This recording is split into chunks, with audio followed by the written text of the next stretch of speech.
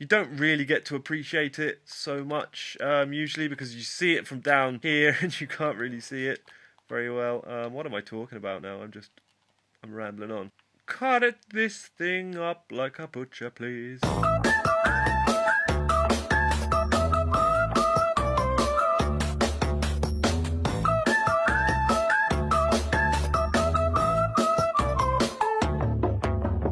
What's happening, YouTube people? DeadDuck here, and welcome to MineTech Season 2! This is episode 35, part 2 of my base tour. We're going to be going around all of the outside areas and all the little farms around the outside of my base, and I think we should probably start off here at the garden area. Okay, so if we come outside now to the back of the base, we can see my garden area. I really like my garden area, and just off in the distance there, you can just about make out my dark spawner, which now you can see it on the realm. It's so close, man. It's so damn close. So that's why Mr. Mighty up there died, because it is so close. But obviously on the realm, it just doesn't seem close because you can't see anything of the base. You can't even see the shoreline over there from the dark spawner. So anyway, this is the back garden, and it's really cool. I like it. Let's go down and have a look at it. I don't know why I'm still in creative, but I'm using water elevators. What's up? Why are you here? Die in my bush. Keep him moving and you're gonna die. Could you die? It takes a long time, right? There you go, he dead. He died. Right, so the first thing we will come to is the wood farm. Now, this is just a standard wood farm. I didn't do the leaf crushers or nothing like that because one, they're a pain, and two, you kind of want the saplings, right? So you can be breaking the leaves whilst you're waiting for your sapling to grow. I'm not going to show you because there's nothing in there bone meal wise. I've run out. But it's a pretty cool, like, it does what it's supposed to do. It gives me wood. Now, if you want to see crazy wood farms and stuff, then go on over to KRUSE's channel because he's the guy with the wood. But that is just a wood farm that suits my little needs. I don't know whether we should even talk about this or not, because you guys just saw me build this, I would imagine. This is my little dye farm. The only thing that's missing is cactus, because I don't need cactus because of the, you know, amazing cactus farm that I have in my base. Apart from that, it pretty much grows every other color that you could possibly need. So yeah, this is cool. A lot of redstone work involved in this. It's over elaborate, but that is what this whole area is about.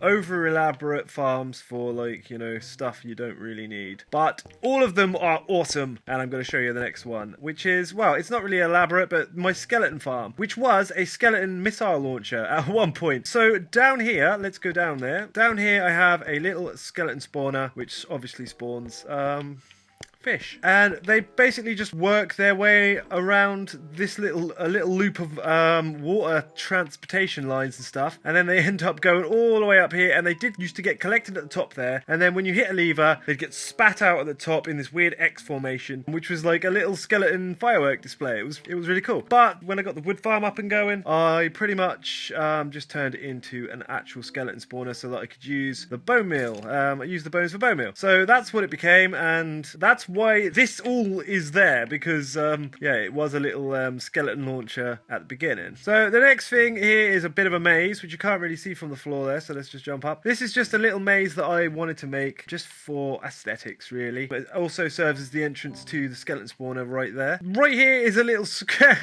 is my creeper skeleton statue, which I love the little creeper skeleton statue, and I always insist on building it with like actual TNT, which takes me ages and ages to grind for, which scares the living hell out of me every time I'm in this area because it's not well lit at all. That's why there are so many of these little sweet berry bushes around to trap mobs and stuff like that. But I was always worried that a creeper was going to come here. I was going to run up here, he was going to explode all of this, and then just destroy everything in this back area here. That was a genuine fear for most of the season, but I wouldn't have it any other way. I think it looks cool with the actual dynamite there, and that is that. So the next thing, and probably most crazy thing that I have in this back garden area, is my wool farm. Now, you probably remember this from season 1. It's the same design that Jake and I came up with last season, and it's epic. It's just so monstrous. I just love building it. I love looking at it, and I definitely love using it because it never fails to disappoint me every time I press this button here, and all the wool just comes flying out of there.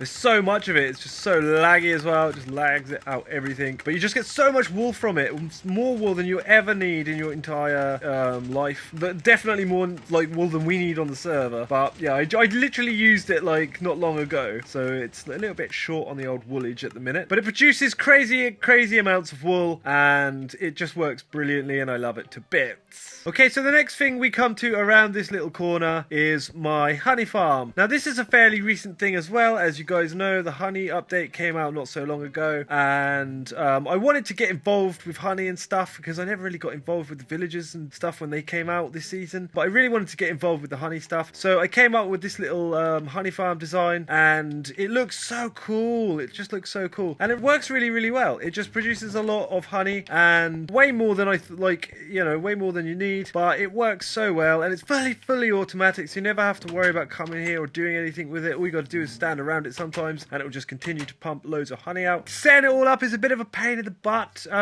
with the bees and whatnot. If you get it wrong or hit a bee nest at the wrong time and stuff, it's like, yeah, it's bad news. They killed me a couple times, to be honest, but it was well worth it, and something I will definitely be building and probably improving upon next season. So the next area we're going to go to from the back garden here is the gold farm and the massive bridge that goes to it. I really liked how that all came out, to be honest. I love how the bridge turned out and the lava that goes around it and stuff. It was really cool. I probably should have spent some more time terraforming this area, to be honest, because it looks really cool and it had like loads of potential. Had a lot of potential, but it still looks pretty cool. But I really love the way that it came out and the bridge and all that kind of stuff. And yeah, really proud of this little area here, which goes to my gold farm. And here it is, the big old gold farm, practically the same as it was in season 1, practically the same.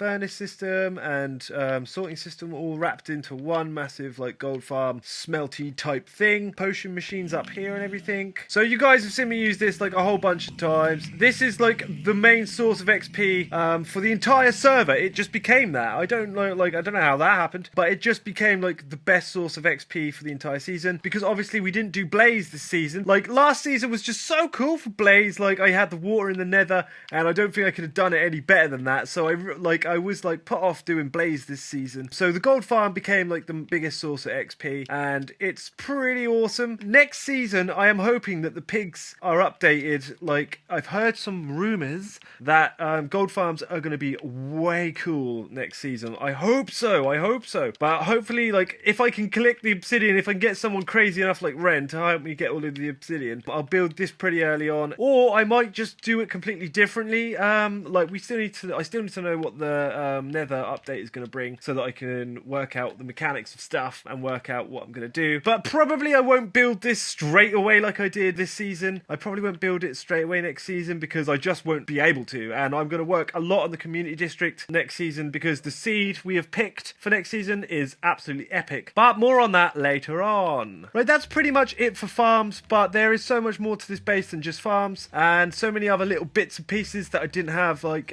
time to go over, otherwise this episode would have been so long. I just want to talk a little bit about this area, terraforming with the trees and all of the grass blocks and stuff like that I put down. That took ages and ages, but I had like, for some reason, I really enjoyed doing it. I really enjoyed like terraforming it all and planting like loads of trees around. It was probably a lazy thing to do in terms of like creating forests and stuff. I didn't really go much further. Like I was gonna put like hedges and stuff down here, but there was so many trees and stuff already that I just thought nah. But it took me ages, and KRUSE built this really cool fossilized dinosaur guy right in the middle here. It's like a tar pit. He built that for me like well early on in season 2. I really loved what he did with his bone barn, so I commissioned him to build this thing over here, and it was just sort of plonked here in the middle of terracotta at first, so I kind of wanted it to, become its own little feature inside this little forest and stuff. Turned out pretty cool. So over here is Grandma's house, which I showed you guys an episode or 2 ago, and I also showed you in the same episode my armory, which DJ so cleverly pointed out that I showed the coordinates to it. So, well, Jake showed the coordinates to it. Blame Jake for that blunder. But the coordinates were up,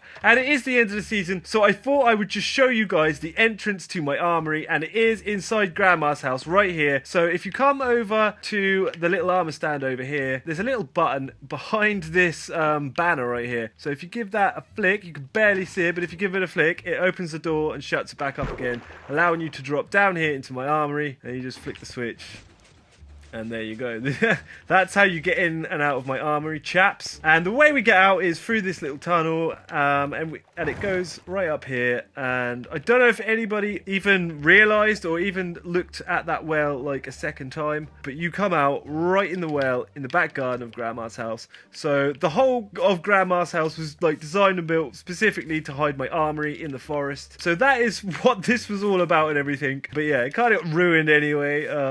But that's what it was about, and I like it. I really think it's such a cool little system. I had so much fun. Like every time I died, yeah, I lost all my stuff, but I got to go into Grandma's house, use my armory and all that kind of stuff. So it kind of like cheered me up on the way to getting my stuff after dying in lava. Right, so we're going to come all the way around the back again this time, because I feel like the dark spawner is close enough and worth talking about. So let's head on over there and we'll talk about it. So about 6 or 7 months ago, Renario was the person that told me that dark spawners were sort of working again. Still nowhere near Java, but were sort of working, and maybe they might be worth building again. So I jumped onto Creative and I toyed around with a couple of little designs and whatnot, and I came up with this little thing, and it actually worked pretty well enough for me to actually want to build it on the server, because it was definitely a much better source of gunpowder than the no source of gunpowder, pretty much, than just finding random creepers and just like beating them to death. So yeah, it was definitely worth building just for the bits and pieces of gunpowder that I could collect from it,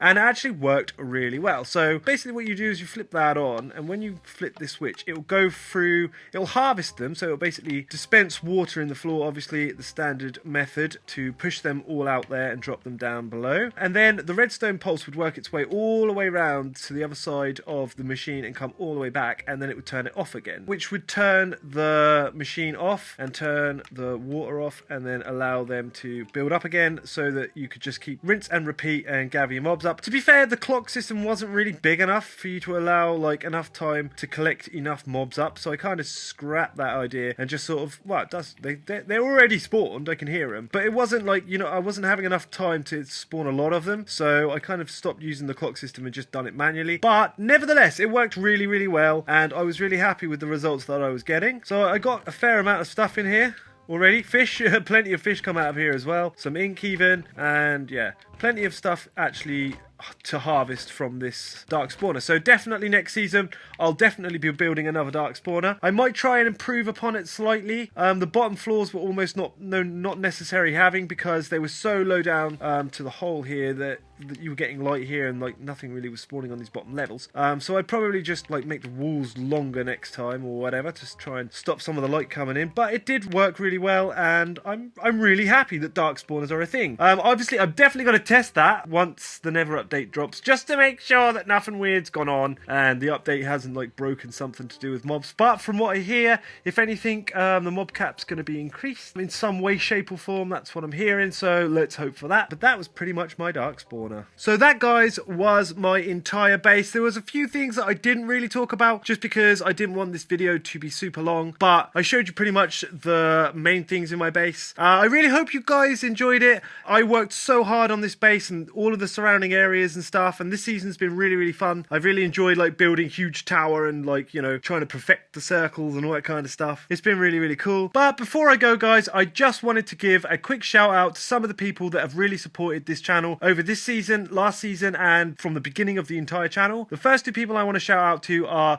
UKZ Rich and Renario for being a part of MineTech this season and for doing loads and loads of work, and especially Ren for doing all of the villager work for us. Thank you guys so much for that. The next two people are KruseKontrol and DJ Jammer. Those guys have been like non-stop on the server. They've kept it going. They've made like videos on their own channels, and Kruse and DJ really both active in Discord, welcoming new people and having conversations with everybody. You guys have been like the backbone of this season, so thank you guys so much. And DJ for all of the crazy collaboration stuff that she's agreed to do. All of the dumb stuff that I've come up with over the last like couple of months.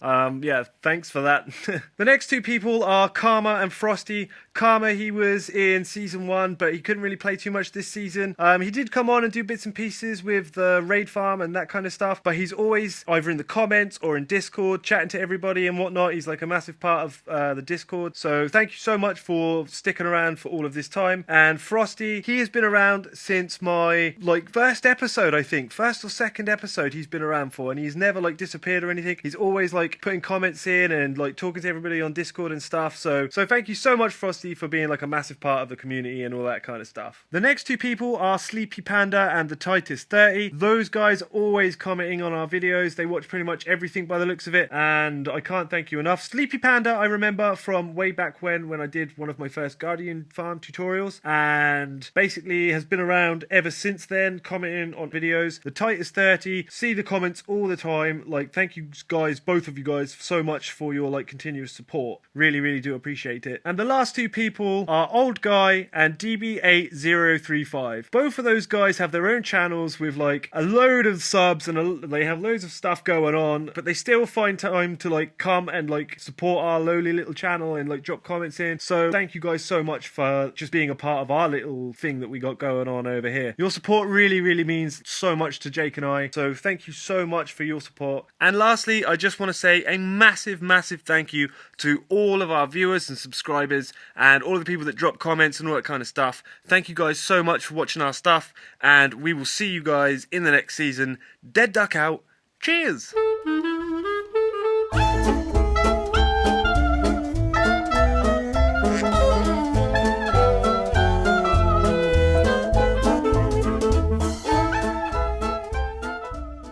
Die in my bush.